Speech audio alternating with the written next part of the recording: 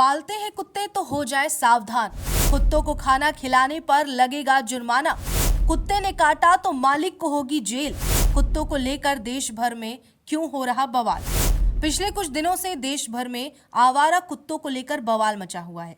इस पर supreme court ने जो फैसला सुनाया उससे लोगों में नाराजगी देखने को मिली। अब कुछ नए नियम लागू कर दिए गए हैं जिनमें कुत्ते के काटने पर उसके मालिक की मुसीबतें बढ़ेंगी। दूसरी तरफ आवारा कुत्तों को खाना खिलाने पर आपको जुर्माना भरना पड़ेगा। हालांकि ये नियम हर राज्य के लिए लागू नहीं है। सुप्रीम कोर्ट ने आवारा कुत्तों पर अहम फैसले में कहा है कि उन्हें शेल्टर होम में नहीं रखा जाएगा, लेकिन आक्रामक और हिंसक कुत्तों को छोड़ा नहीं जाएगा और उन्हें अलग जगहों पर रखा जाएगा। सुप्रीम कोर्ट ने अपने 11 अगस्त के आदेश में संशोधन करते हुए कहा कि जिन आवारा कुत्तों को पकड़ा गया उनकी नसबंदी की जाएगी, उन्हें एंटी रेबीज टीका लगाया जाएगा। इसके बाद उन कुत्तों को उन स्थानों पर छोड़ दिया जाएगा जहां से उन्हें पकड़ा गया।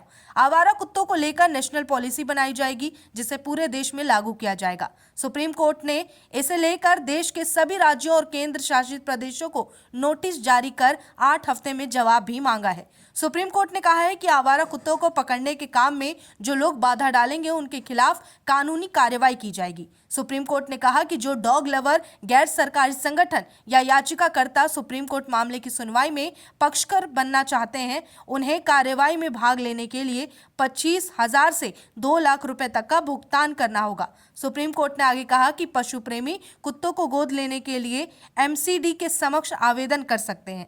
सुप्रीम कोर्ट ने 11 अगस्त के अपने निर्देश में संशोधन करते हुए कहा था कि आवारा कुत्तों को टीकाकरण और नसबंदी कर उसी इलाके में वापस छोड़ा जाएगा। आवारा कुत्तों को लेकर सुप्रीम कोर्ट ने कहा कि नगर निगम के अधिकारियों को खाना के लिए समर्पित स्थान बनाने होंगे। कुत्तों को सड़क पर खाना नहीं खिलाया जा सकेगा। अगर कोई ऐसा करता है तो उसके खिलाफ कार्रवाई की जाएगी। सुप्रीम कोर्ट ने साफ कर दिया कि रेबीज और एग्रेसिव कुत्तों को नहीं छोड़ेंगे। सुप्रीम कोर्ट ने आदेश का दायरा बढ़ा दिया है। अब पूरे देश के लिए आवारा कुत्तों के निर्देश लागू होंगे।